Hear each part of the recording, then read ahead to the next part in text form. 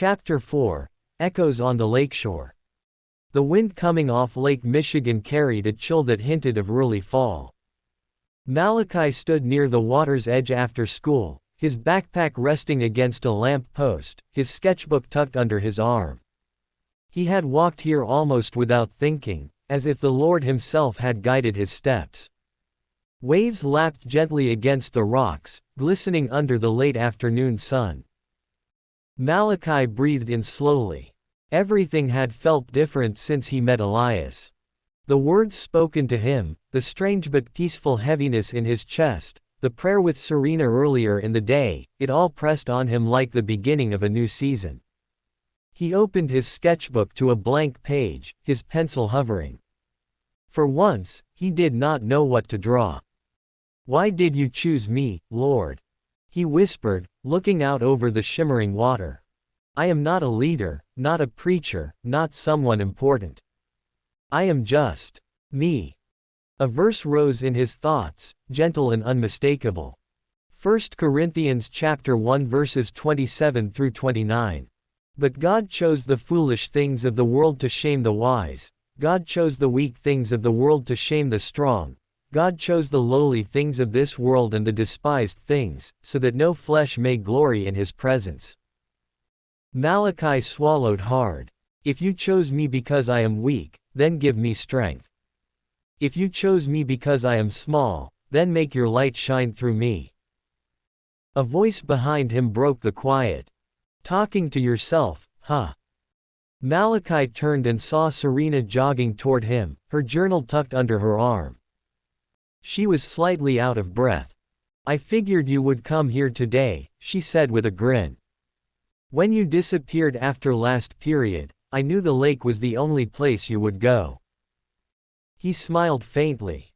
"I just needed air. And maybe answers." Serena stood beside him, shoulder to shoulder, gazing out at the water. "Elias visited again, didn't he?" Malachi nodded. "Not today, but I feel something. Like the city is changing. Or maybe I am." Serena opened her journal and flipped through several pages filled with scriptures, prayers, and questions. "I did some studying after school," she said.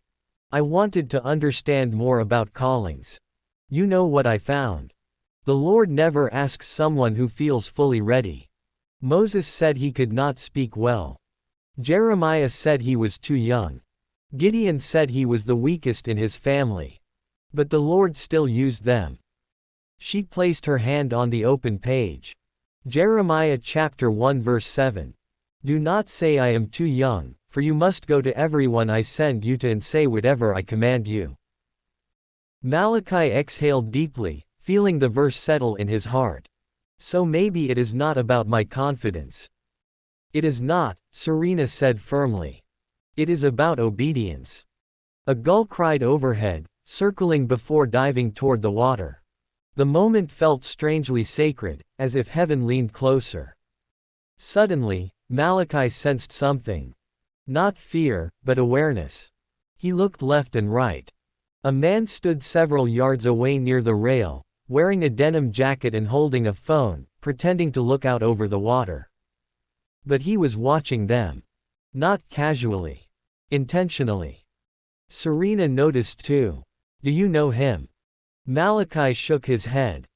The man lowered his phone slowly, his expression unreadable, then walked away without a word, disappearing into the crowd passing along the lakeshore path.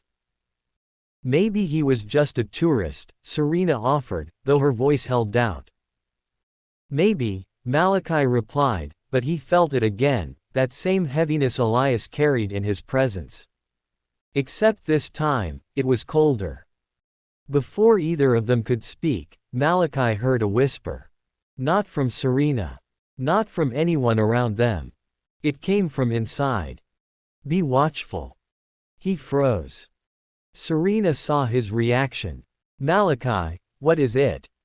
He closed his sketchbook and tightened his grip. "I think the battle Elias talked about.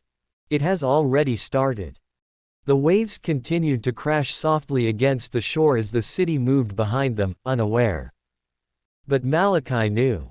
Serena knew. And somewhere in the distance, someone else knew too. Because the darkness had felt their light. And it had begun to move.